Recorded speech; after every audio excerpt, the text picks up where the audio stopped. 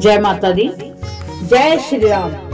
आज हम श्री रामचरितमानस के बाल कांड का जो पाठ चल रहा है, हमने पिछले पाठ में पढ़ा कि जनकपुरी से जो दूत दशरथ के पास अयोध्यापुरी में गए हैं, तो वहां उनका संदेश देना, उनकी पत्रिका देना और राजा दशरथ का बहुत प्रसन्न होना और पूरी अयोध्या में हर्षोल्लास का माहौल होना। अब हम उसके आगे की कथा को श्रवण करते हैं। सोवा दशरथ भवन कई, को कभी वरने पार, जहाँ सकल सुर शीस मन, रामलीन अवतार। दशरथ के महल की शोभा का वर्णन कौन कभी कर सकता है, जहाँ समस्त देवताओं के शिरोमणि श्री रामचंद्र जी ने अवतार लिया है। फिर राजा ने भरत को बुला लिया और कहा कि जाकर घोड़े, हाथी और रथ सजाओ, जल्दी रामचंद्र जी की बारात में ले चलो। यह सुनते ही दोनों भाई भरत और शत्रुघ्न आनंदवश पुलक से भर गए और भरत जी ने सब घुड़साल के अध्यक्ष बुलाए और उन्हें आज्ञा दी कि वे प्रसन्न होकर उठ दौड़े। उन्होंने रुचि के साथ यथा योग्य जीने कसकर घोड़े सजाए। रंग रंग के उत्तम घोड़े शोभित हो गए। सब घोड़े बड़े ही सुंदर और चंचल करनी के हैं। वे धरती पर ऐसे पैर रखते हैं जैसे जलते हुए लोहे पर रखते हों। अनेकों जाति के घोड़े हैं जिनका वर्णन नहीं हो सकता, मानो हवा का निरादर करके उड़ना चाहते हैं। उन सब घोड़ों पर भरत जी के समान अवस्था वाले सब छैल छबीले राजकुमार सवार हुए। वे सभी सुंदर हैं, सब आभूषण धारण किए हुए हैं। उनके हाथों में बाण और धनुष हैं तथा कमर में भारी तरकस बंधे हैं। सभी चुने हुए छबीले छैल, शूरवीर, चतुर और नव युवक हैं। प्रत्येक सवार के साथ 2 पैदल सिपाही हैं जो तलवार चलाने की कला में बड़े निपुण हैं। शूरता का बाना धारण किए हुए रणधीर वीर सब निकलकर नगर के बाहर आ खड़े हुए। वह चतुर अपने घोड़ों को तरह तरह की चालों से फेर रहे हैं और भेरी तथा नगाड़े की आवाज सुन सुनकर प्रसन्न हो रहे हैं। सारथियों ने ध्वजा, पताका, मणि और आभूषणों को लगाकर रथों को बहुत विलक्षण बना दिया। उनमें सुंदर चमर लगे हैं और घंटियां सुंदर शब्द कर रही हैं। वह रथ इतने सुंदर हैं मानो सूर्य के रथ की शोभा को छीने लेते हैं। अनगिनत श्याम करण घोड़े थे। उनको सारथियों ने उन रथों में जोत दिया है जो सभी देखने में सुंदर और गहनों से सजाए हुए सुशोभित हैं, जिन्हें देखकर मुनियों के मन भी मोहित हो जाते हैं, जो जल पर भी जमीन की तरह ही चलते हैं। वेग की अधिकता से उनकी टाप पानी में नहीं डूबती। अस्त्र शस्त्र सब साज सजाकर सारथियों ने रथियों को बुला लिया। रथों पर चढ़ चढ़कर बारात नगर के बाहर जुटने लगी। जो जिस काम के लिए जाता है सभी को सुंदर शकुन होते हैं। श्रेष्ठ हाथियों पर सुंदर अंबारियां पड़ी हैं। वे जिस प्रकार सजाई गई थी सो कहा नहीं जा सकता। मत वाले हाथी घंटों से शोभित होकर घंटे बजाते हुए चले, मानो सावन के सुंदर बादलों के समूह गरजते हुए जा रहे हों। सुंदर पालकियां, सुख से बैठने योग्य तान जान और रथ आदि और भी अनेकों प्रकार की सवारियां हैं। उन पर श्रेष्ठ ब्राह्मणों के समूह चढ़कर चले, मानो सब वेदों के छंद ही शरीर धारण किए हुए हों। मागध, सूत, भाट और गुण गाने वाले सब जो जिस योग्य थे वैसी सवारी पर चढ़कर चले। बहुत जातियों के खच्चर, ऊंट और बैल असंख्यों प्रकार की वस्तुएं लाद लाद कर चले। पहाड़ करोड़ों कांवरे लेकर चले। उनमें अनेकों प्रकार की इतनी वस्तुएं थी कि जिनका वर्णन कौन कर सकता था। सब सेवकों के समूह अपना अपना साज समाज बनाकर चले। सबके हृदय में अपार हर्ष है और शरीर पुलक से भरे हैं। सबको एक ही लालसा लगी है कि हम श्री राम और श्री लक्ष्मण दोनों भाइयों को नेत्र भरकर कब देखेंगे। हाथी गरज रहे हैं, उनके घंटों की भीषण ध्वनि हो रही है। हाथी गरज रहे हैं उनके घंटों की भीषण ध्वनि हो रही है। चारों ओर रथों की घरघराहट और घोड़ों की हिनहिनाहट हो रही है। बादलों का निरादर करते हुए नगाड़े घोर शब्द कर रहे हैं। किसी को अपनी पराई कोई बात कानों से सुनाई नहीं देती। राजा दशरथ के दरवाजे पर इतनी भारी भीड़ हो रही है कि वहां पत्थर फेंका जाए तो वह भी पिसकर धूल हो जाए।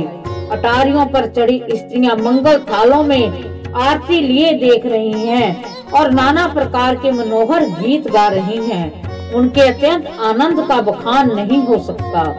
तब सुमंत्र जी ने दो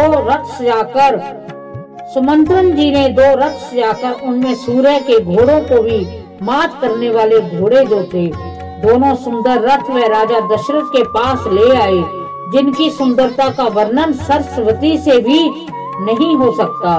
एक रथ पर राजसी सामान सजाया गया और दूसरा जो तेज का पुंज और अत्यंत ही शोभायान था, उस पर सुंदर रथ पर राजा वशिष्ठ जी को हर्ष पूर्वक चढ़कर फिर स्वयं शिव, गुरु, गौरी और गणेश जी का स्मरण करके रथ पर चढ़े। वशिष्ठ जी के साथ राजा दशरथ जी कैसे शोभित हो रहे हैं, जैसे देव गुरु बृहस्पति जी के साथ इंद्र हों। वेद की विधि से कुल की रीति के अनुसार सब कार्य करके तथा सबको सब प्रकार से सजे देखकर श्री रामचंद्र जी का स्मरण करके गुरु की आज्ञा पाकर पृथ्वीपति दशरथ जी शंख बजाकर चले। बारात देखकर देवता हर्षित हुए और सुंदर मंगलदायक फूलों की वर्षा करने लगे। बड़ा शोर मच गया, घोड़े और हाथी गरजने लगे। आकाश में और बारात में बाजे बजने लगे। देवंगनाएं और मनुष्य की स्त्रियां सुंदर मंगल गान करने लगी। रसीले राग से शहनाइयां बजने लगी। घंटे घंटियों का ध्वनि का वर्णन नहीं हो सकता। पैदल चलने वाले सेवक गण अथवा पट्टेबाज कसरत के खेल कर रहे हैं और फहरा रहे हैं। आकाश में ऊंचे उछलते हुए जा रहे हैं। हंसी करने से निपुण और सुंदर गानों में चतुर विदूषक मस्खरे तरह तरह के तमाशे कर रहे हैं। सुंदर राजकुमार मृदंग और नगाड़े के शब्द सुनकर घोड़ों को उन्हीं के अनुसार इस प्रकार नचा रहे हैं कि वह ताल के बंधन से जरा भी दिखते नहीं हैं। चतुर नट चकित होकर ये देख रहे हैं। बारात ऐसी बनी है कि उसका वर्णन करते नहीं बनता। सुंदर शुभदायक शकुन हो रहे हैं। नीलकंठ पक्षी बाई और चारा ले रहा है, मानो संपूर्ण मंगलों की सूचना दे रहा हो। दाहिनी और कोआ सुंदर खेत में शोभा पा रहा है। नेवले का दर्शन भी सब किसी ने पाया है। तीनों प्रकार की हवा अनुकूल दिशा में चल रही है। श्रेष्ठ स्त्रियां भरे हुए घड़े और गोद में बालक लिए हुए आ रही हैं। लोमड़ी फिर फिर कर दिखाई दे रही है। गाय सामने खड़ी बछड़े को दूध पिलाती है। हरणों की टोलियां घूमकर दाहिनी ओर से आई हैं, मानो सभी मंगलों का समूह दिखाई दिया हो। सफेद सिर वाली चील विशेष रूप से कल्याण कह रही है। श्यामा बाई और सुंदर पेड़ पर दिखाई दे रही हैं। दही मछली दो विद्वान ब्राह्मण हाथ में पुस्तक लिए हुए सामने आए। सभी मंगलमय कल्याणमय मनोवांछित फल देने वाले शकुन मानो सच्चे होने के लिए एक सी साथ हो गए। स्वयं सगुन ब्रह्मा जिसके सुंदर पुत्र हैं, उनके लिए सब मंगल शकुन सुलभ है। जहाँ श्री रामचंद्र जी सरीखे दूल्हा और सीता जी जैसे दुल्हन हैं, तथा दशरथ जी और जनक जी जैसे पवित्र समधी हैं। ऐसा ब्याह सुनकर मानो सभी शकुन नाच उठे और कहने लगे, अब ब्रह्मा जी ने हमको सच्चा कर दिया। इस तरह बारात ने प्रस्थान किया। घोड़े हाथी गरज रहे हैं, नगाड़ों पर चोट लग रही है।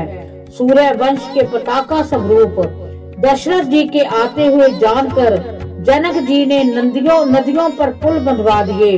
बीच बीच में ठहरने के लिए सुंदर घर बनवा दिए, जिनमें देवलोक के समान संपदा छाई है और जहां बारात के सब लोग अपने अपने मन की पसंद के अनुसार सुहावने उत्तम भोजन, बिस्तर और वस्त्र पाते हैं।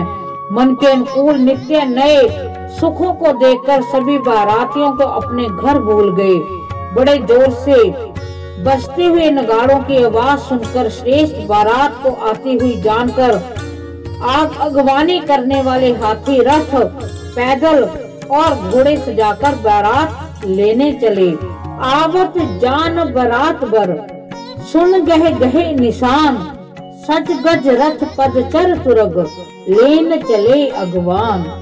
इस प्रकार हमने श्री रामचरितमानस के जो बाल कांड का पाठ चल रहा है उसमें हमने श्रवण किया कि कैसे भगवान श्री राम की जो बारात है वो कितने सज धज कर निकली है, कैसे घोड़े तैयार होकर जा रहे हैं, कैसे हाथी अपने गलों में घंटियां बांध कर जा रहे हैं, चारों ओर बहुत शुभ शकुन हो रहे हैं, जिससे पूरी अयोध्या नगरी की जो सुहागने स्त्री हैं, जो बूढ़ी स्त्रियां हैं, सभी मंगल गीत गा रही हैं। तो बड़ा सुहावना दृश्य सोचकर ही ऐसा लगता है कि बड़ा कितना मनमोहक वो दृश्य होगा, जहां भगवान श्री राम की जो बारात है उसके लिए तैयारियां होकर वो निकले होंगे। कितने वो उस समय के जो लोग हैं, वो जो पशु पक्षी हैं, जो पूरी की पूरी नगरी है, कितने वो भाग्यवान लोग होंगे जनकपुरी के, अयोध्यापुरी के, जिन्होंने भगवान राम की बारात में हिस्सा लिया। तो हम भगवान श्री राम से प्रार्थना करते हैं कि हे श्री राम, आप हम पर विशेष कृपा बनाए रखें, अपने साथ हमारे ऊपर बालाजी का भी हाथ रहे।